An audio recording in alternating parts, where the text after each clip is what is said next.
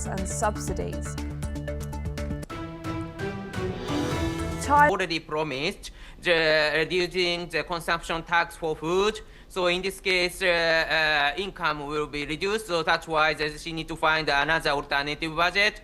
And if Japan will increase the state debt, of course, this is a problem because view from the investors, increasing the huge debt is not a good situation financially. So that's why she needs to overcome how to find a budget.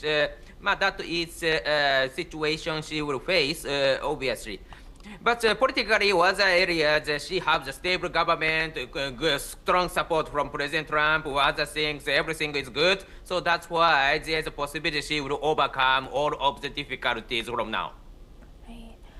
So how do you see, do you think her very strong stance towards, and of course you mentioned earlier that it's necessary, so this her stance towards China, her stance towards Taiwan, her stance towards US, how do you think all of this has played out in her getting these votes? Indeed, a very good situation for her, I believe, because firstly, this election, she won, but at the same time, the right-wing opposition party hasn't damaged. Only the left-wing opposition party faced damage. So that's why this is a trend of since the situation has emerged, which is President Trump is winning in the U.S. president election, which has started 2 years ago, the summer 2 years ago, and that situation is affecting the mood in Japan. And the last upper house elections, same situation has happened. Only right-wing opposition party increased their seat, and the left-wing opposition party hasn't increased, even if ruling party was not a good situation. So same trend is continuing. So this means that this is right-wing strong push is coming to Japan, and Takaichi is the leading person who accepts all benefit of this win. And at the same time, after the Taiwan crisis, China makes pressure to Japan. This is also the pushing her policy. So that is also, so both US and China is pushing the Prime Minister Takaichi. That is the best situation for PM Takaichi to win the election this time. And she has a good image and a new image. For example, in the opposition party, very conservative, even if the right wing, but very, very conservative image party rules all of the seat. Instead of this, new image opposition party is getting the support, like Team Mirai or something like that. And so PM Takaichi also has a new image, fresh image, because they're ready. Because of this is the first time Japan accepts a ready prime minister. So that's why new image is pushing her. So domestically strong push. There was no strong leader in the opposition side, that is true. But anyway, these three, pushing from US, pushing from China, and pushing from new image, all of these are pushing her. So now she can do anything based on these powers. So if she will face a problem in the domestically or diplomatically, in both cases, indeed, she has the advantage. And last but not least, how do you think, the coalition with Ishin has played out in this case? In this case, the coalition partner is hasn't reduced their seat, increased a little bit. But anyway, now the ruling party do not need a coalition partner because the majority in the ruling party got. This is the two-thirds. This means that even if this is only the lower house, after the reject in the upper house, the lower house can renegotiate and going through based on this two-thirds in the lower house. So that's why any law PM Takaichi can going through in the parliament, national diet. So that's why she has very strong power. Without a coalition partner, she can do anything. So that's why coalition partner is very cooperative. So that's why she will not divorce with a coalition partner. But at the same time, Indeed, she has the advantage when she arranged something with the coalition partner. So she got very strong power now. With that, I'd like to thank Dr. Nagao for sharing that insight from Tokyo. Thank you very much. Now we move on to Hong Kong. Hong Kong has sentenced pro-democracy media tycoon Jimmy Lai to 20 years in prison, ending a high-profile national security trial that drew global condemnation. The 78-year-old was found guilty of 2 counts of foreign collusion and 1 count of seditious publication. Under Hong Kong's national security law, judges cited what they call serious and grave criminal conduct. 2 years of the sentence will overlap with Lai's existing prison term. Meanwhile, he will serve an additional 18 years. He had faced the possibility of life imprisonment as well. Rights groups condemned the ruling as cruel and unjust. Jimmy Lai's family called the sentence draconian, warning it underscores Hong Kong's shift from rule of law to rule by fear. Now for this, we welcome Dr. Teng Biao. He's an academic lawyer and human rights activist, joins us live from Washington, D.C. Thank you very much, Dr. Biao, for joining us. Welcome to NewsX World. Now looking at this, what does Jimmy Lai's 20-year sentence signal about the state of freedom, expression, press freedom in Hong Kong today? Yeah, Hong Kong's freedom and civil society had been destroyed by Beijing since 2020 national security law. Hong Kong used to be the most free city, and it has very mature and independent civil society and free speech.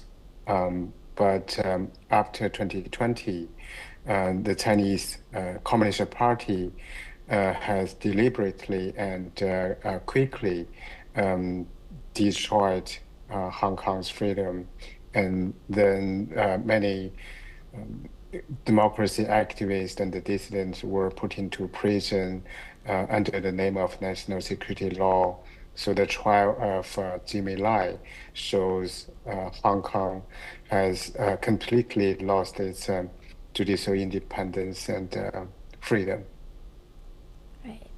And how is the use of the national security law in this case is affecting activists, journalists, and the civil society more broadly, both inside of Hong Kong and in diaspora? Definitely. What Jimmy Lai had done before being arrested was just exercising his fundamental rights and freedom to free speech. He just expressed his political opinions, and he is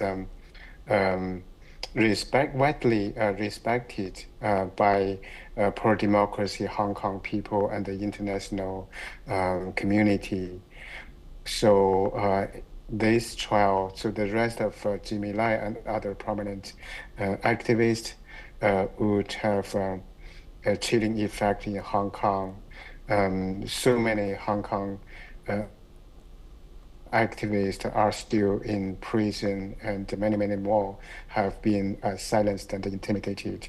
And the Hong Kong people in other countries will also be impacted. The China's transnational repression, the overseas repression has reached to many Hong Kong activists.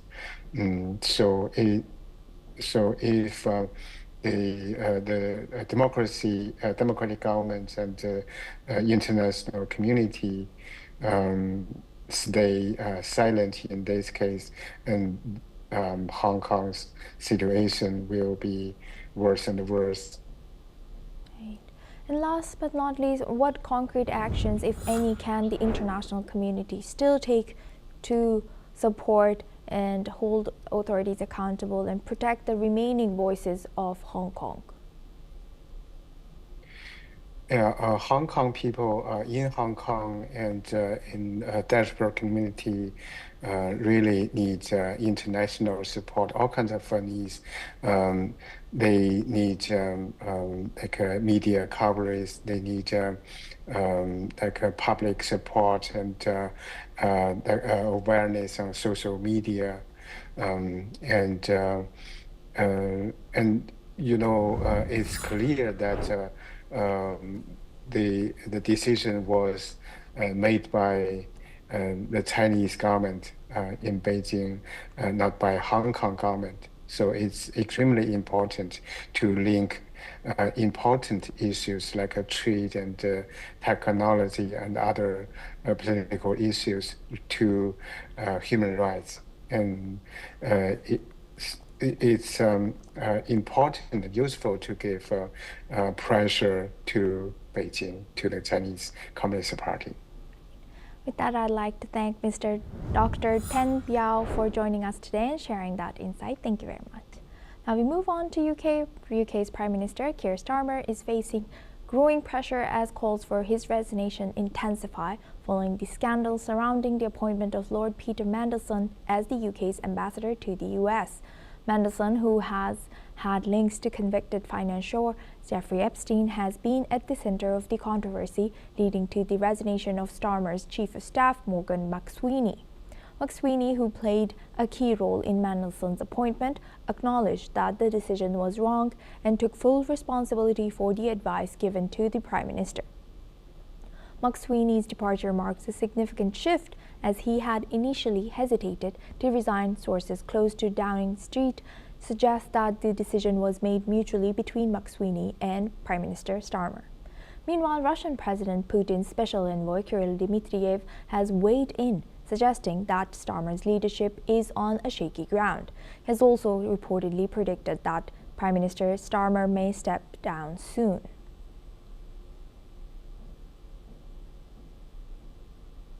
Now we move on to US. Following Bad Bunny's halftime performance at Super Bowl LX, US President Donald Trump has sharply criticized the show in social media and Truth Social, calling it absolutely terrible and one of the worst ever. President Trump has said the performance was a slap on the face to our country and claimed it failed to reflect American standards of success and excellence. He took issue with the Spanish language elements and choreography and reiterated his view that the NFL selection of Bad Bunny and supporting act Green Day was a terrible choice that sows hatred.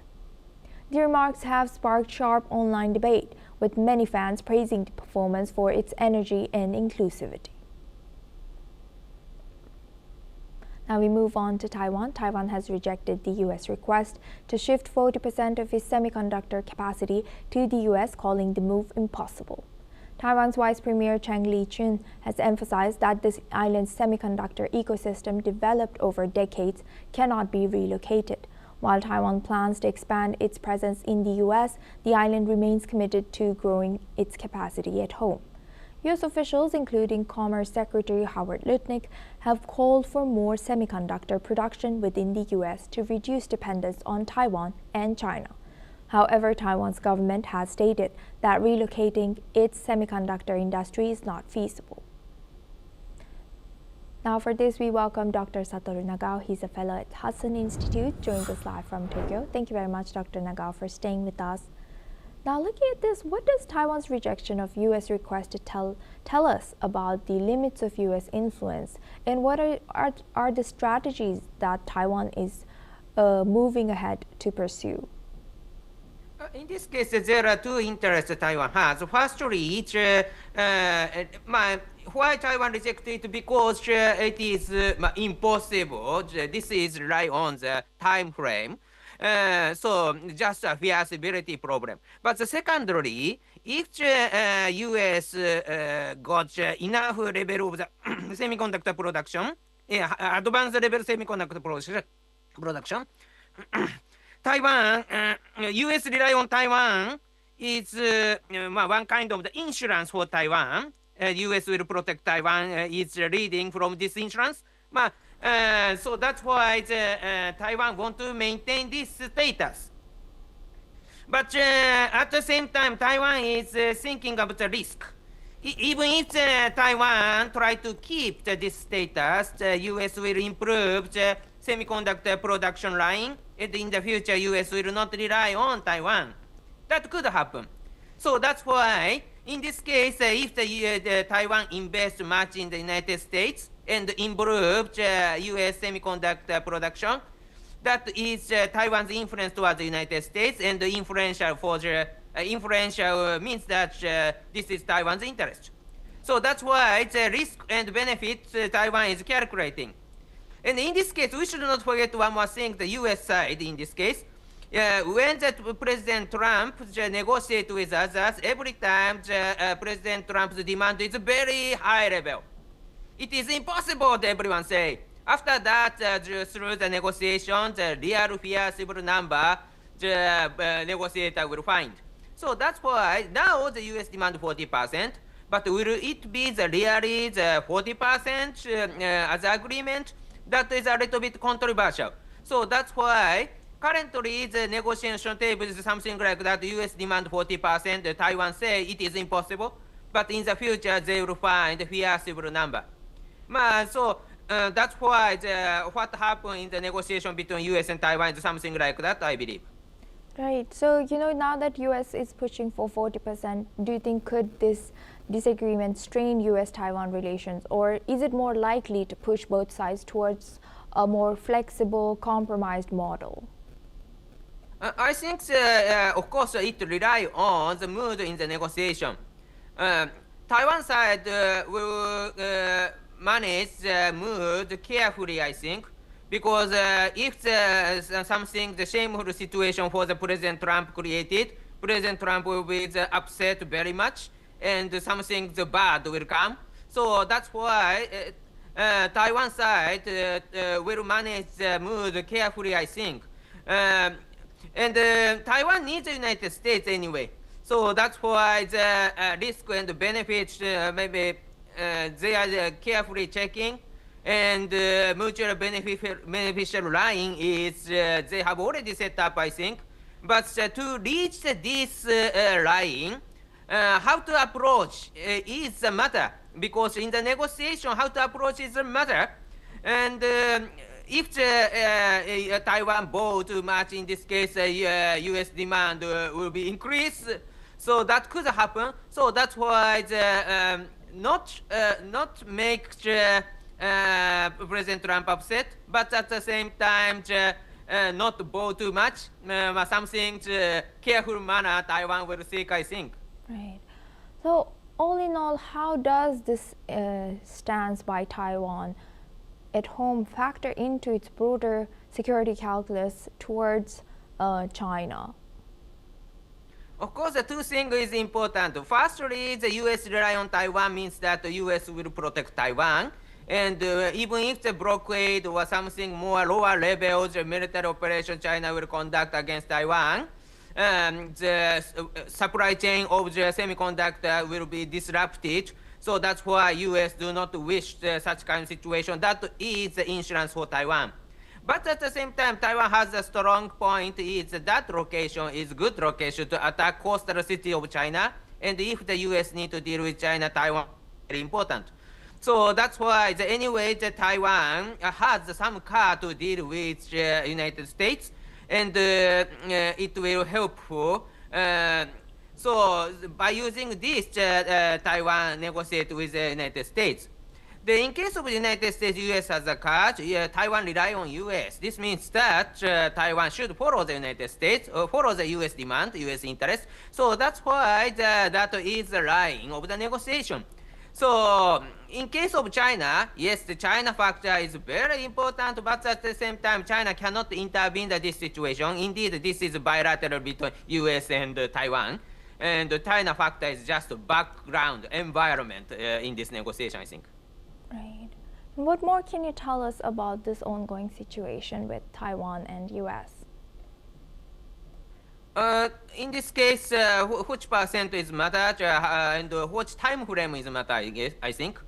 Because by 2030, this level, the 2040, this level. If time frame is too tight, anyway it is impossible. But if time frame is more flexible, of course, more bold decision is possible. 40% impossible, they said, is strategically, if Taiwan loses 40% of the semiconductor production, the US will not rely on Taiwan. So that's why the Taiwan do not want to. But if the more lower level and if time frame is long, it is possible.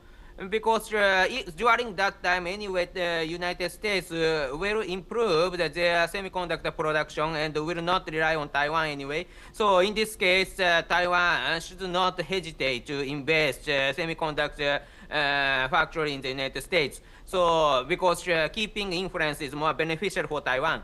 So that's why this is rely on not only rely on the percentage, but also the time frame is matter, I think. Right. So could this standoff accelerate the fragmentation of the global semiconductor supply chains into competing geopolitical blocs? Do you think in the long term, is it realistic for the US to reduce dependence on Taiwan chips? In the long run, any country will seek not rely on the foreign country. That is very important recently, especially semiconductor. It's making the weapon or making the other high-tech products. Semiconductor is vital. Especially the recently, AI rely on semiconductor, and AI is related to the brain of the body of the country. So that's why it's brain-related issue is the most important. In this case, semiconductor is vital technology for the national power. So that's why the semiconductor issue is very sensitive indeed. So that's why, of course, every country try to make the semiconductor themselves. But in this case, how much influence Taiwan will keep in the worldwide, especially in the United States, that is the influence of Taiwan and national power of Taiwan. So that's why Taiwan carefully managed negotiation and keeping the influence. But at the same time, rely on Taiwan is also the better situation. So that's why they are seeking both at the same time. With that, I would like to thank Dr. Nagao for joining us today and sharing that insight with us on NewsX World.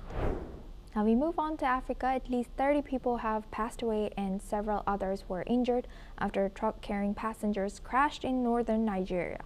The accident happened early Sunday in Kwanar Barde town, Kano State, when the trailer lost control in a highway while heading to Gujungu. Many of the injured are receiving treatment in local hospitals. Kano authorities have called the crash heartbreaking and a huge loss to families and the community. Road accidents are common in Nigeria, often caused by poor road conditions and reckless driving. Officials renewed calls for strict enforcement of the traffic laws to prevent future tragedies. That's all we have time for. Keep watching NewsX World for more news and updates from around the world.